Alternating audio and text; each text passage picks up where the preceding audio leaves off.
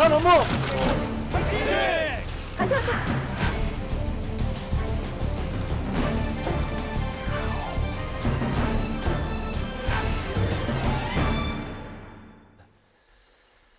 네, 이번 시간은 뉴스앤파워 인터뷰 코너입니다. 어제부터 시작된 2월 임시국회 각종 현안을 둘러싸고 여야의 공방이 아주 뜨거운데요.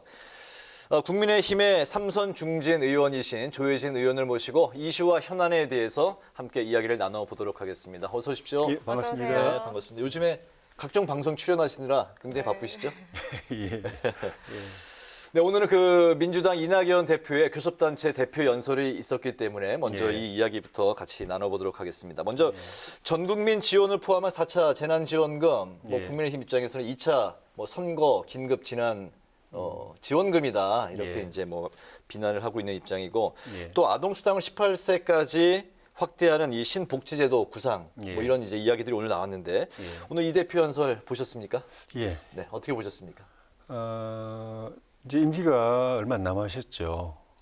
대표 임기. 네. 그래서 이번이 다음 임시국회를 열게 되더라도 이번이 본인으로서는 마지막 그 국회 대표 연설이 될 가능성이 있어 보이는데 당 대표로서도 그렇고 이제 대통령 경선에 출마하는 예비 주자로서 국가 비전 같은 거를 같이 녹여서 이렇게 제시하려고 고심하셨던 그런 흔적이 보였습니다. 네.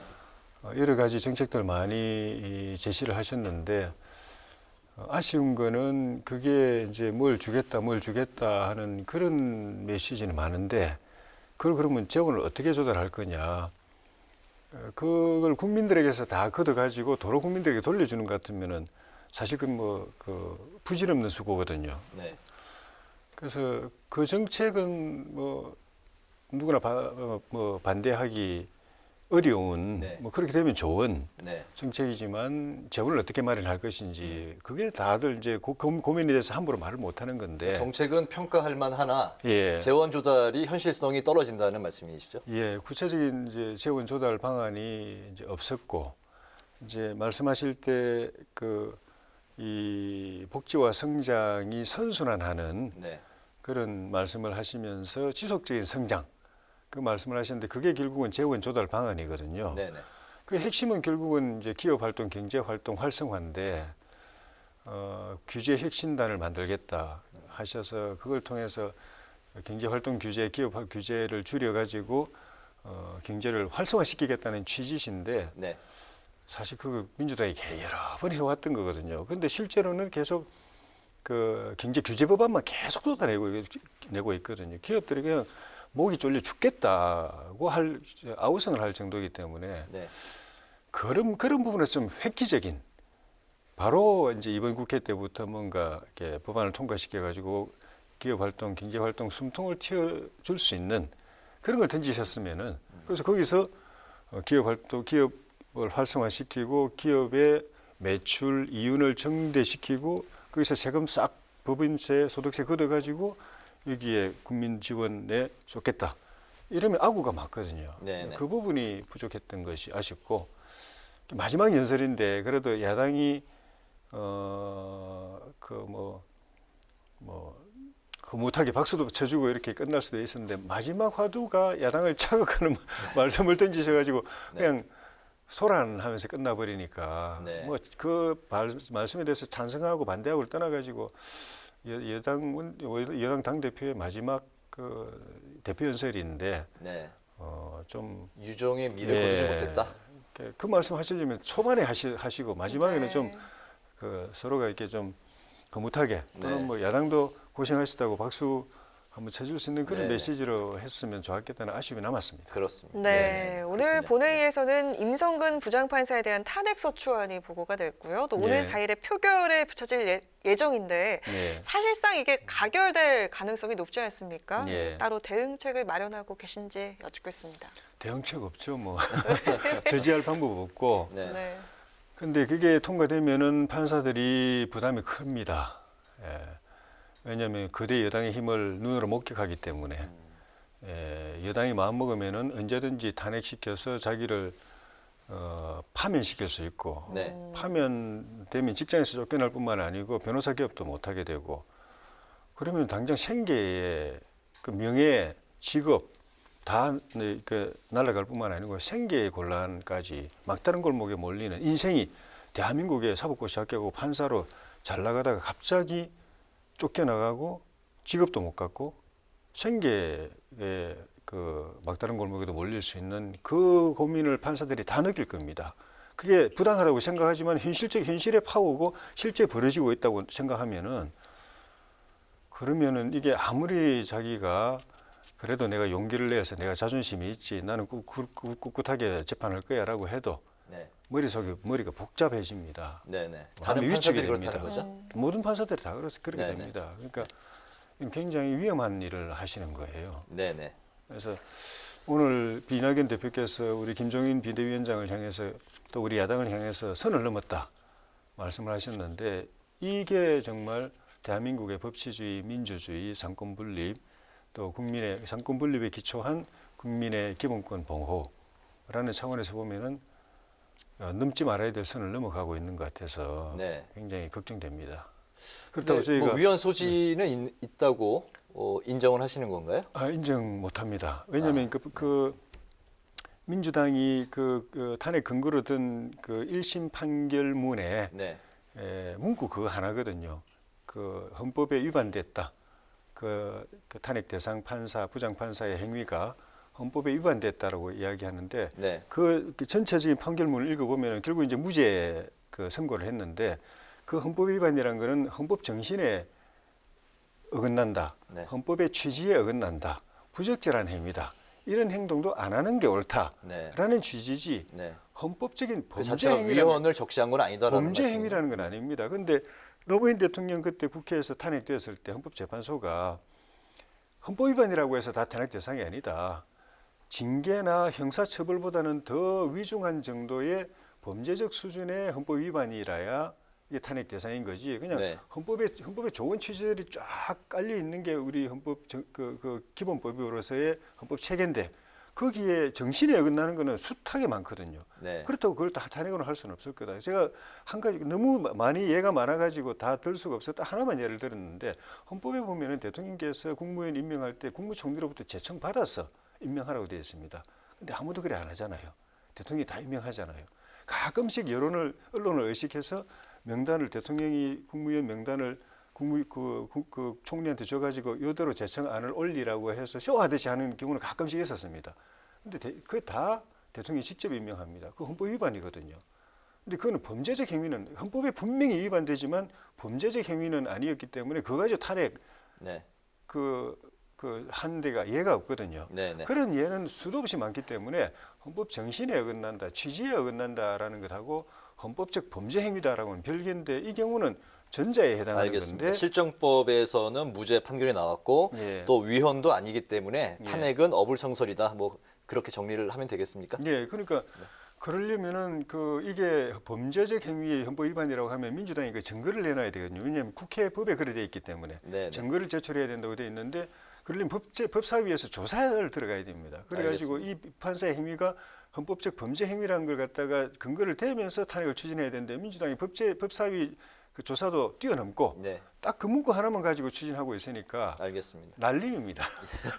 또 다른 뜨거운 감자가 있어서 다음 예. 질문으로 넘어가겠습니다. 북한 예. 원전 이제 추진 의혹과 관련해서 예. 이제 뭐 여당은 남북 정상회담에서도 예. 거론이 되지 않았던 이제 사안이다 이렇게 예. 이제 언급을 했는데요. 예. 이제 국민의힘 입장에서는 이제 뭐 이적 행위다, 예. 특검과 이제 뭐 국정조사까지 요구하고 있는 상황이잖아요. 예. 예. 어떻게 보십니까? 근데 북한은 우리하고 같은 양면이 있습니다. 우리하고 같은 동족이고 또 언젠가 통일을 해야 되고 한 국민에 대해서 같이 잘 살아야 될 그런 측면에서 머리 맞대고 같이 고민해야 될 부분. 또 한 부분은 6.25 때 우리를 적화시키기 위해서 남침해가지고 이 강토를 초토화시키고 지금도 핵 개발하면서 얼마 전에 노동당 8차 대회에서 김정은 위원장이 우리를 향해서 핵 무력을 앞세워가지고 남한 적화 통일을 앞당기겠다고 공공연하게 협박하고 있는 이런 네네. 측면. 그러니까 북한과 어떤 행위를 할 때 이쪽 측면은 평화 화합을 위한 측면이고 이쪽은 우리에 대한 주적을 이롭게 하는 측면이 있거든요. 네. 그래서 남북 그 협력을 위한 법안도 있고 국가보안법도 있고 둘 다 갖고 있는 이유가 그 때문인 것입니다. 근데 지금은 북한이 좀 전에 말씀드린 대로 비핵화 안 하고 오히려 핵 개발 더 하고 남한을 향해서 위협하고 있는 상황에서 그 핵 능력을 더 키워주는 지원을 한다는 구상이 있다고 하면 이거는 전자가 아니고 후자 쪽인 것이죠. 그래서 김종인 위원장도 그런 표현을 쓰셨던 것 같고. 근데 이제 그 대통령께서 그때 1차 남북 정상회담, 판문점 회담 도보다리에서 김정은 위원장하고 단독 대화를 할 때 발전소 문제를 언급을 하셨다는 그 이제 증거가 있었는데 그에 대해서 대통령 해명의 말씀이 네. 구도로는 내가 논의를 안 한 것 같고 신경제 방안에 그 책자하고 그다음에 동영상 PT 그 USB를 그 북한에 전달했는데 그 동영상 PT USB 안에 발전소 건설 문제를 거기 담겨 있다 관련 사항이 담겨 있다라고 이야기를 하셨는데 문제는 그 발전소가 핵 발전소냐 아니면은 석탄이나 뭐 신재생 그 발전소냐에 따라서 이렇게 이 사건의 성격이 확 달라지는데 그 부분을 USB를 통해서 한번 확인해 주시면 그냥 딱 정리가 될 것 같아요. 네, USB를 통해서 이 사안을 뭐 정리를 해달라 그런 확인을 해달라. 입장이시죠. 네. 예. 재보선 관련해서도 좀 예. 여쭙겠습니다. 김종인 위원장이 가덕도 신공항과 관련해서 적극적으로 지지하겠다 이런 예. 입장을 밝혔는데요. 예. 조 의원께서는 경남, 밀양, 의령, 함안, 창녕을 또 예. 지역구로 두고 예. 계시잖아요. 이번 당 지도부 결정 어떻게 보시는지요? 저희가 밀양이 한때 그 신공항 문제 때문에 굉장히 이렇게 열기가 뜨거웠던 적이 있습니다. 이명박 대통령 때. 네. 그때 그 정부가 추진했던 신공항은 서울과 수도권을 제외한 영남과 호남 또 충청 남부 일대까지 포함되는 남북권 전체를 커버하는 대형 관문 허브 공항이었습니다. 네. 그러니까 인천공항에 비견될 만한 절반 수도권 쪽은 인천공항이 커버하고 네. 나머지 새롭게 늘어나는 수요는 인천공항을 2층사, 3층사 지을 게 아니라 남북권에 똑같은 공항을 지어가지고 이 커버하는 그런 공항이어서 다들 기대에 부풀었죠. 근데 무산됐죠. 네. 과열 경쟁 때문에. 근데 지금 그런 데는 가덕도 신공항은 김해공항 그 확장안을 장소를 이쪽으로 옮겨오는 그 안으로 지금 거론이 되고 있어가지고 그거는 저희 지역에서 관심 가진 대상하고는 조금 좀 사업 이 성격이 좀 틀린 것 같아요. 네. 그래서 그거는 우리 당의 100% 일치된 의견은 아니지만은 다수의 의견이 부산에 우리 국민의힘 의원들이 적극적으로 지지하고 추진하니까 우리도 같이 좀 힘을 실어주자. 네. 그런 그 공감대가 있는 것 같고 그거를 김종인 위원장께서 대변해서 이번에 부산에 가서 네. 시민들 앞에서 그렇게 말씀하신 것 같습니다. 근데 현실적으로 뭐 투트랙으로 같이 가기는 어려운 거 아니겠습니까? 이제 예. 가덕도 신공항 적극 지지 예. 입장으로 이제 선회를 했는데 예. 국민의힘 입장에서 예. 밀양 신공항 이제 특별법도 이제 뭐 곽상도 의원이 발의 예. 준비 중인 걸로 이제 알고 있는데 예. 두 공항 신공항이 예. 같이 가기는 현실적으로 어렵지 않습니까? 어렵습니다. 그러니까 곽상도 의원님이 준비하시는 그 신공항 법안 내용이 이제 확정돼야 알겠는데 네. 지금 가덕도 신공항하고 유사한 성격이면은 유사한 기능이나 규모가 중복되는 것이 가까운 거리에 있게 되니까 네. 그것도 문제인 거고 만약에 이명박 정부 때 검토가 됐던 남북권 전체를 포괄하는 대형 관문 국제공항인 것 같으면은 네. 그걸 밀양으로 오든 가덕도로 오든 간에 하나로 통합하는 게 국가 자원 낭비를 막는 거죠. 네네. 그러니까 만약에 곽상도 의원님이 그런 그 이명박 정부 때 추진됐던 대형 관문 허브 공항을 그 이슈로 던진다고 네. 하면은 그거는 이제 다른 차원의 논의를 해야 되는. 그래 되면은 가덕도 신공항도 그것까지 같이 녹여 가지고 입지를 가덕도로 해도 저는 뭐 밀양이 그 최적지라고 보지만 하는 게 저는 중요하다고 보기 때문에 네네. 뭐 가덕도로 해야 된다면 가덕도로 할 수도 현재로서 있는데 밀양은 이제 후순위로 좀 밀릴 가능성이 높다. 그거는 그 완전히 다른 논의이기 때문에 네네. 그 논의가 시작되면은 그때부터는 원점에서 다시 논의를 해야 될 워낙에 가능성이 복잡하게 있습니다. 얽혀 있는 사안이니까 예. 알겠습니다. 네, 예. 또 마지막으로 야권 단일화 문제를 여쭙겠습니다. 예. 최근 이 안철수 대표와 금태섭 전 의원은 먼저 1대1 단일화 경선을 하는 방안을 거론하고 있는 상황인데 국민의힘 측의 입장이 궁금한데요. 두 사람이 먼저 단일화를 한 후에 국민의힘 후보와 단일화하는 방안에 찬성을 하는 분위기입니까?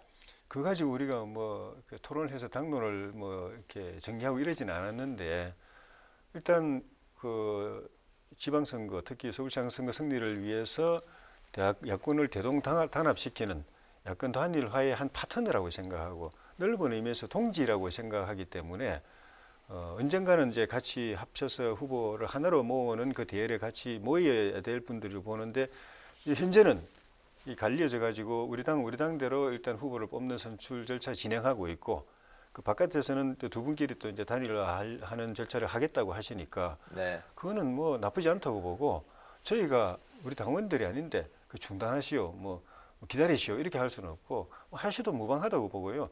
또 그게 또 대중의 관심을 이렇게 모아 해서 시너지 효과를 일으킬 수도 있다고 보기 때문에 그건 그대로 네.